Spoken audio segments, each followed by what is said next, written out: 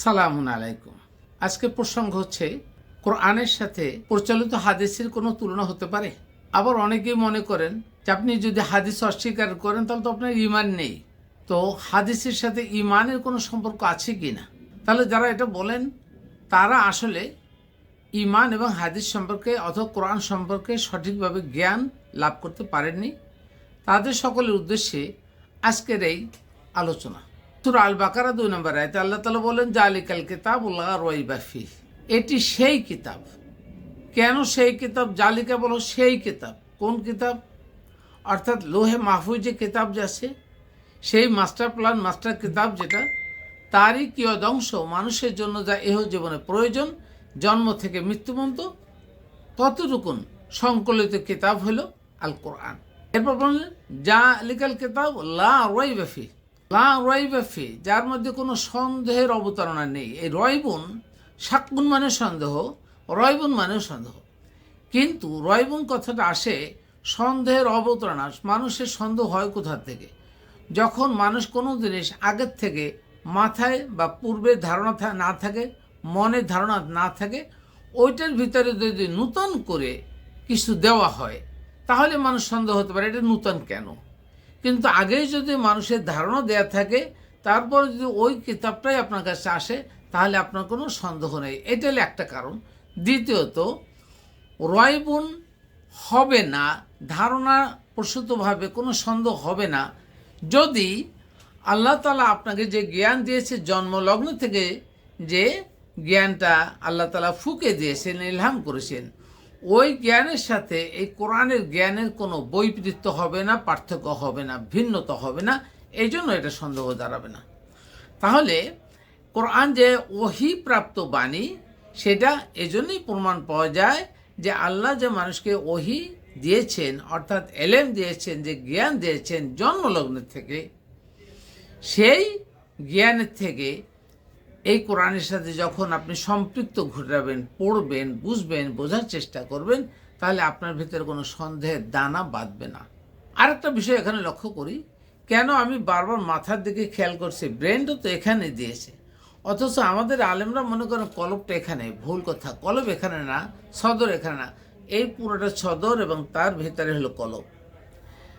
যদি আমরা সদর এবং কলবের এই অবস্থান না জানি, তার প্রকৃত অবস্থান জেনে তার কার্যকতা না বুঝি, তাহলে আমরা যত স্থানে কোরআনে কলব এবং সদর আসছে ওই জায়গার সম্পর্কে তর্জমা তাফসিরে ভুল করছি। সে যত ওলামালাম যেই হোক না কেন, যত বিজ্ঞান জ্ঞানী হোক না কেন, তাকে প্রখ্যাত আলেম বলতে পারেন আপনারা, কিন্তু এই জিনিসগুলো বোঝায় সদর এবং কলব তারা বোঝেননি। সুতরাং তাদের জ্ঞানের এই দৈন্যতা এখানে আছে, প্রত্যেকটা মানুষের দৈন্যতা আছে, আমারও আছে। আলোচ্য বিষয়টার সাথে একটু সম্পৃক্ত করি, লা রাইবা ফি, যে কিতাবে বা যে বাণীতে কোনো সন্দেহ নেই। অথচ আমরা কি করলাম, যে বাণীতে কোনো সন্দেহ নেই সেই বাণীর ব্যাখ্যা ধরে নিলাম মানব রচিত, জাল জৈব সমৃদ্ধ এই প্রচলিত হাদিস। এটা কি হতে পারে? যে কিতাবের ভিতরে কোনোই সন্দেহ নেই, আল্লাহ তাআলা সন্দেহমুক্তভাবে দিলেন, তার ব্যাখ্যা কীভাবে হতে পারে জাল জয়ীফ হাদিস? তাহলে প্রচলিত হাদিস কি কোরআনের ব্যাখ্যা হতে পারে? আপনাদের বিবেকের কাছে প্রশ্ন ছেড়ে দিলাম, এটা হতে পারে না। যারা এটা বলছে ভুল। ইমানের সাথে হাদিস বা প্রচলিত হাদিসের কোনো সম্পর্ক আছে কি না, এই পর্বের সংক্ষেপে সূরা আল বাকারা আয়াত নম্বর 4 উল্লেখ করছি। আল্লাযীনা ইউমিনুনা বিমা উনজিলা ইলাইকা ওয়া মা উনজিলা মিন ক্বাবলিক। যারা ঈমান আনে, ঈমানের সাথে বলেছে বিমা উনজিলা ইলাইকা, হে রাসূল আপনার উপরে যা নাজিল হয়েছে, ওয়া মা উনজিলা মিন ক্বাবলিক, এবং আপনার পূর্বে যা নাজিল হয়েছে। নাজিল কথাটা প্রযোজ্য, তার ঈমানের ক্ষেত্রে নাজিল কথাটা প্রযোজ্য হবে। যে কিতাব নাজিল হয়েছে, ওমা উনজিলা মিন ক্বাবলি, এবং যে কিতাব পূর্বে নাজিল হয়েছে, অর্থাৎ নাজিল ছাড়া, অর্থাৎ আল্লাহর ওহী প্রাপ্ত এই কিতাব ছাড়া ঈমানের সাথে কোনো সম্পর্ক নেই। ঈমান আনতে হবে ওহী প্রাপ্ত জ্ঞানে যা বলছে, ওহী প্রাপ্ত কিতাবে যা বলছে, রিসালাতে বলছে, তার উপরে ভিত্তি করে তার উপরে ভিত্তি করে হবে আমাদের ঈমান।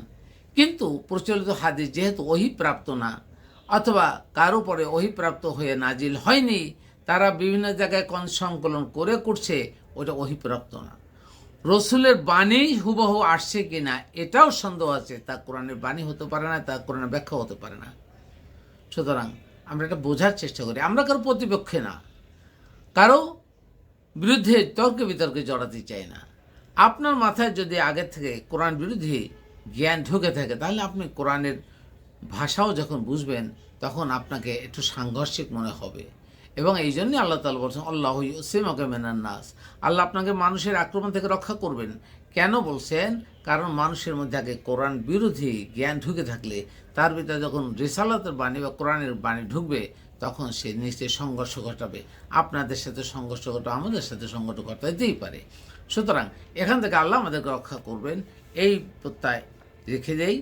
এরপরে অমিনান নাসি মা ইয়াকুলু, মানুষের মধ্যে এমন কিছু লোক আছে যারা বলে আমানা বিল্লাহি ওয়া বিল ইয়াউমিল আখির, আমরা আল্লাহর উপরে এবং কিয়ামতের দিনের বা শেষ দিবসের দিকে আমরা ঈমান এনেছি।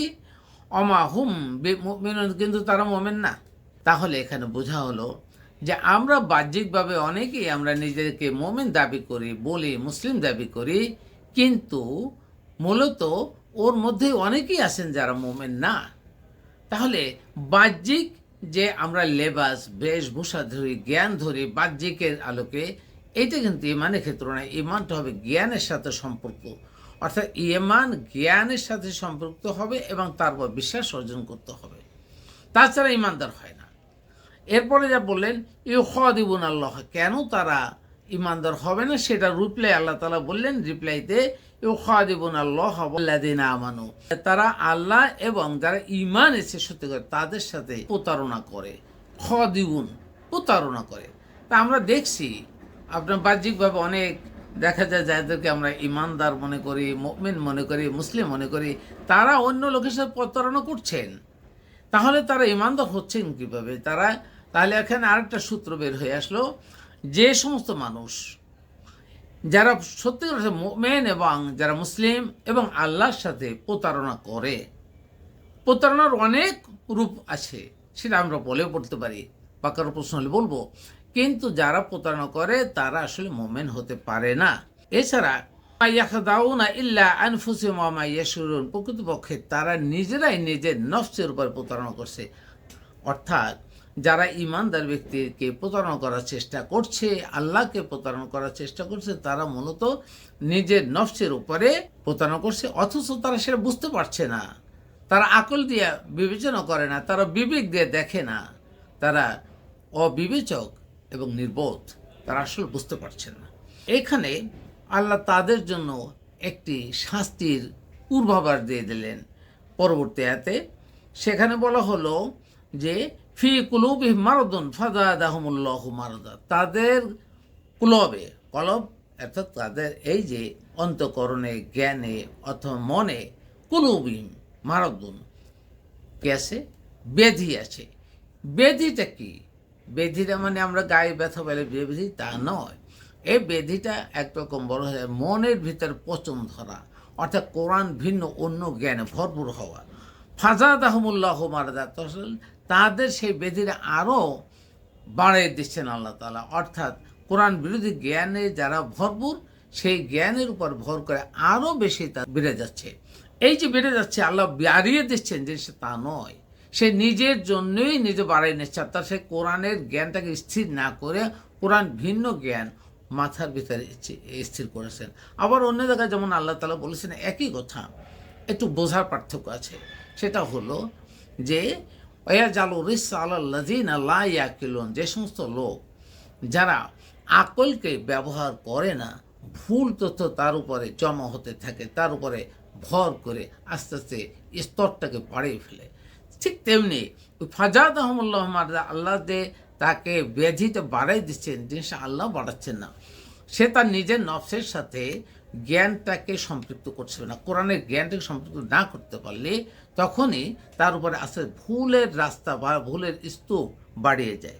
ওয়ালাহুম আযাবুন আলীম, তাদের জন্য যন্ত্রণাদায়ক শাস্তি, এবং বিমা কানু ইয়াকযিবুন, তারা এই যে যন্ত্রণাদায়ক শাস্তির সাথে রয়ে গেল, তারা মিথ্যা বলার কারণে, তারা নিজের যেহেতু মিথ্যা বলছেন, তা মিথ্যা বলার অপরাধ, প্রতারণার উদ্দেশ্যে যদি কেউ মিথ্যা বলে তাহলে তাদের জন্য যন্ত্রণাদায়ক শাস্তি।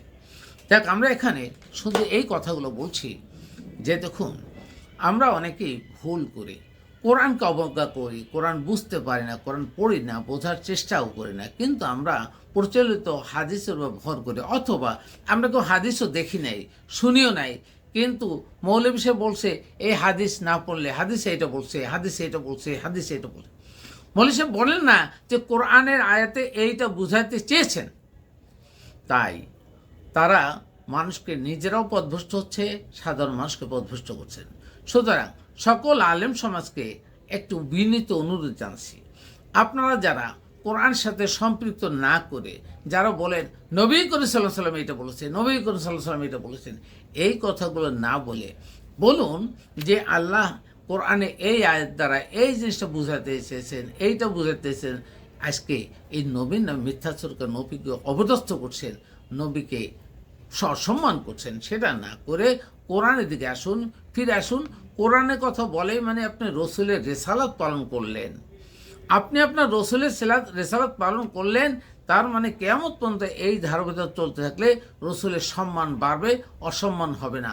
আর রসুলের নামে মিথ্যাচার করে হাদিসের কথা বলে, প্রচলিত হাদিস কথা বলে এটা বলছেন ওটা বলছেন, এটা যদি বলা হয় তার রসুলকে অসম্মান করা হচ্ছে। আশা করি বুঝতে মনে হয় কষ্ট হবে না। কারো কোনো যদি যৌক্তিক প্রশ্ন থাকে আপনারা ইনবক্সে প্রশ্ন করবেন, চেষ্টা করব আমরা নলেজ শেয়ার করার জন্য। আমি যে সব জানি তা না, আমি জানার চেষ্টা করছি, আবার আপনাদের থেকেও শেখার চেষ্টা করছি। সুতরাং আমরা নলেজ এক্সচেঞ্জ করব, শেয়ারের মাধ্যমে কোরআনের জ্ঞানটা সকলের মধ্যে ঢুকিয়ে দেওয়ার চেষ্টা করব ইনশাআল্লাহ। Jafar Ahmed, research on Islam.